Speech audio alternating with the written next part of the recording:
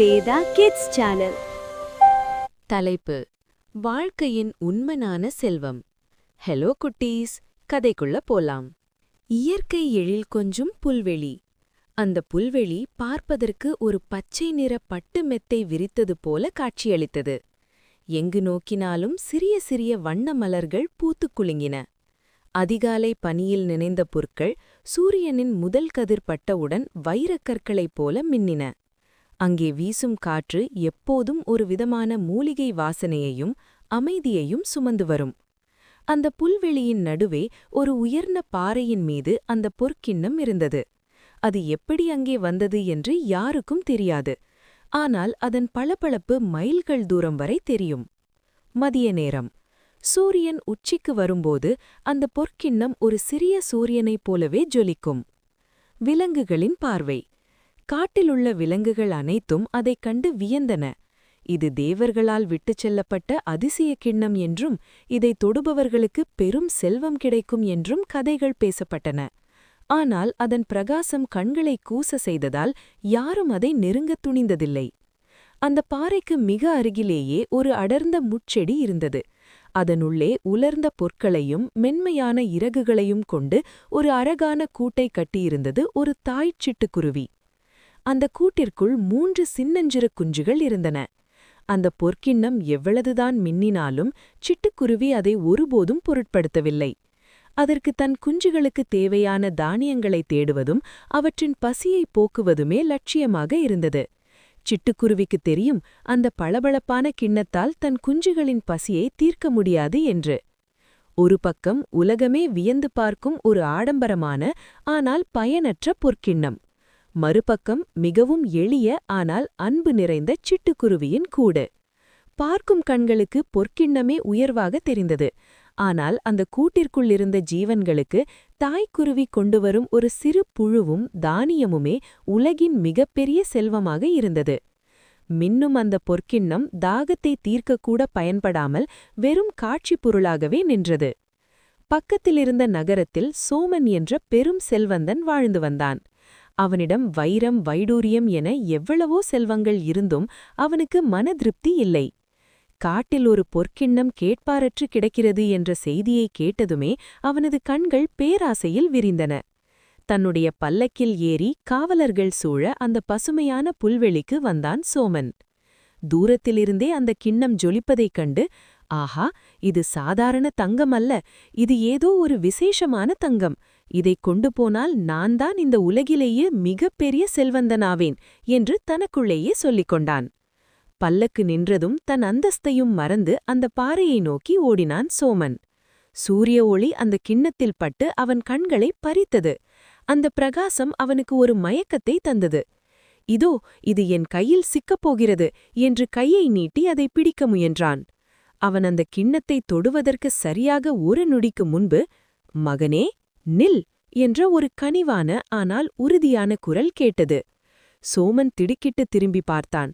அங்கே வெள்ளை முடியுடனும் நீண்ட தாடியுடனும் இருந்த ஒரு முதியவர் நின்றிருந்தார். அவர் கையில் ஒரு மரக்கோல் இருந்தது. அவரது கண்கள் அமைதியாகவும் எதையும் ஊடுருவி பார்ப்பது போலவும் இருந்தன. சோமன்: பெரியவரே, விலகி நில்லுங்கள். இந்த பொற்கிண்ணம் இனி எனக்கு சொந்தம். இதைக் கொண்டு போய் என் அரண்மனைக்கு அழகு சேர்ப்பேன் என்று அதிகாரமாக கூறினான். முதியவர் மெல்ல சிரித்தார். மகனே, கண்கள் காணும் அனைத்தும் உண்மையாகிவிடாது. இந்த பொற்கிண்ணம் வெளியே தங்கம் போல மின்னிக் கொண்டிருக்கிறது. ஆனால் இதன் உள்ளே இருப்பது வெறும் சாதாரணமான ஈரமான களிமண் மட்டுமே.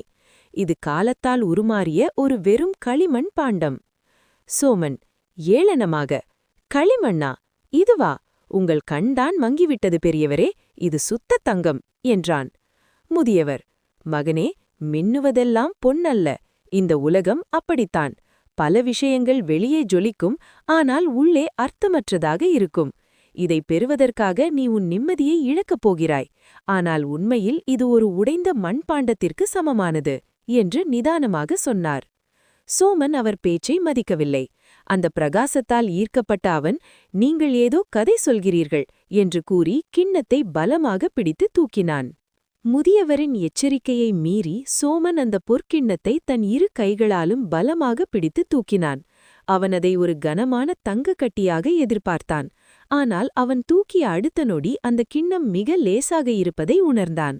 அவன் கைகளில் இருந்தபோதே அந்த கிண்ணத்தின் மேலிருந்த பளபளப்பான பூச்சு உதிரத் தொடங்கியது.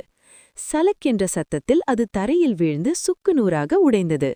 சோமன் திகைத்துப் போய் குனிந்து பார்த்தான். அங்கே சிதறிக் கிடந்தது தங்கத் துகள்கள் அல்ல, வெறும் காய்ந்த களிமண்ணோடுகள். வெளியே இருந்த அந்த பொன்னிற மின்னல் வெறும் ஒரு மெல்லிய மெழுகு பூச்சு மட்டுமே. சோமனின் முகம் கருத்தது. இத்தனை தூரம் தேடி வந்தது இந்த மண்குடுக்கைக்காகவா என்று ஏமாற்றத்திலும் அவமானத்திலும் அவன் தலை குனிந்தான்.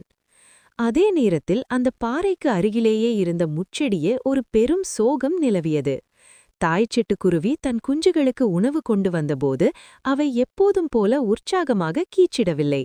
மாறாக 3 குஞ்சுகளும் கண்கள் செருகி உடல் நடுக்கத்துடன் சோர்ந்து கிடந்தன.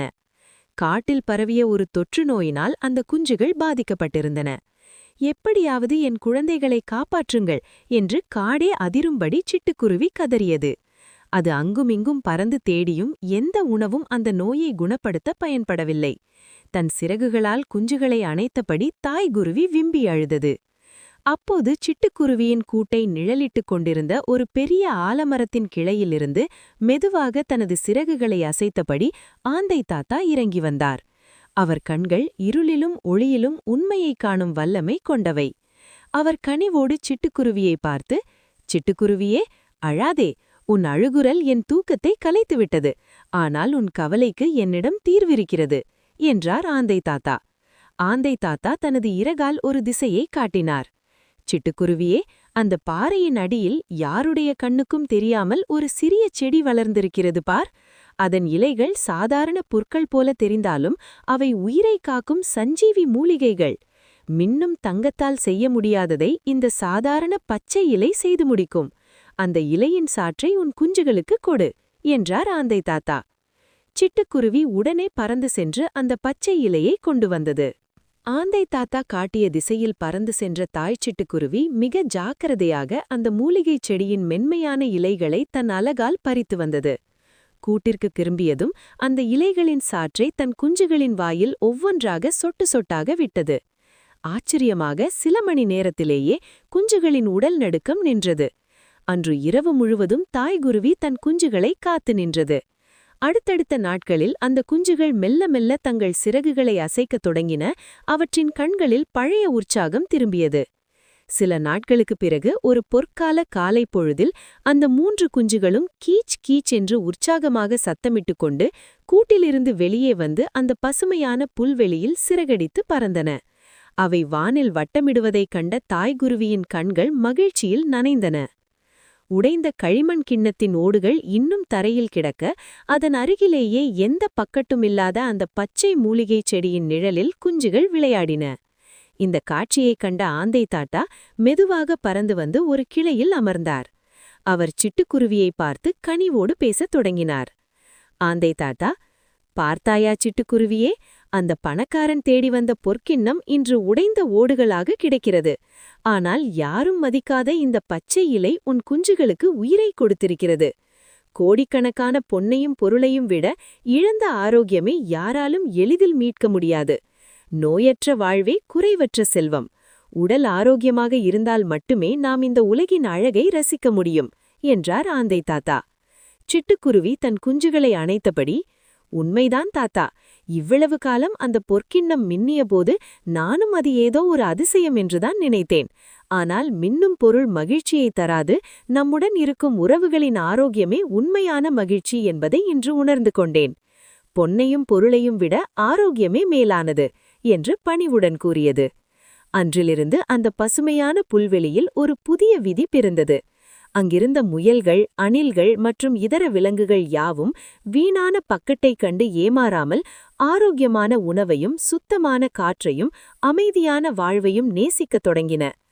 பணக்காரன் சோமன் கூட தன் அரண்மனைக்கு திரும்பியதும் தான் சேர்த்து வைத்திருந்த செல்வங்களை விட தன் உடலை ஆரோக்கியமாக வைத்திருப்பதே முக்கியம் என்று உணர்ந்து எளிய வாழ்வை வாழத் தொடங்கினான். இந்த கதை பிடித்தால் சப்ஸ்கிரைப் பண்ணிக்கோங்க. நன்றி. பாய் குட்டீஸ்.